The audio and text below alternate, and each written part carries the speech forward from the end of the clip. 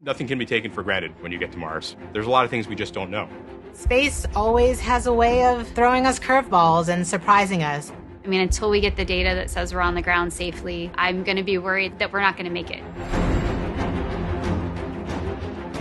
Entry, descent, and landing is often referred to as the 7 minutes of terror because it takes about 7 minutes to get from the top of the atmosphere of Mars to the ground safely. The spacecraft has to do all of this by itself. There are many things that have to go right to get Perseverance onto the ground safely. There's a lot counting on this. This is the first leg of our sample return relay race. There's a lot of work on the line.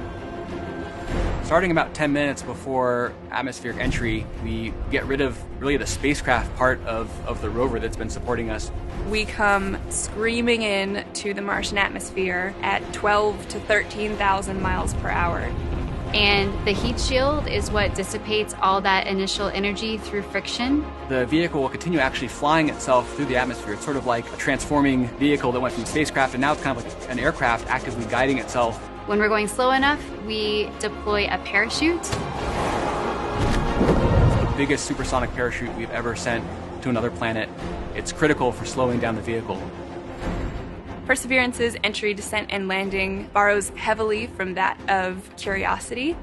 But fundamentally, Perseverance is a different rover. She's bigger, she has different instruments. We've added a lot of smarts on the inside to make it more capable so that it can deal with the landing site that we've given it. The science team identified Jezero Crater as basically an ancient lake bed and one of the most promising places to look for evidence of ancient microbial life and to collect samples for future return to Earth. The problem is it's a much more hazardous place to land. When you look at Jezero, all you see is danger. How do we go to a site that we never thought was safe enough to go to before? So the heat shield, which has protected us all the way through entry, is no longer necessary. We need to get that off so that we can actually see the ground. And we can see the ground in a couple different ways. Perseverance will be the first mission to use terrain relative navigation. So while it's descending on the parachute, it will actually be taking images of the surface of Mars and determining where to go based on what it sees. This is finally like landing with your eyes open. Having this new technology really allows Perseverance to land in much more challenging terrain than Curiosity or any previous Mars mission could. Amongst the rocks and the craters and the cliffs, these things are hazardous to the rover, but these are the things that are interesting to the scientists.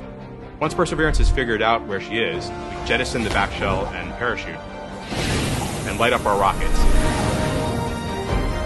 Those rockets help us steer to a safe landing spot that's nearby. That descent stage takes us all the way down to about 20 meters off the ground. That's when we start the sky crane maneuver.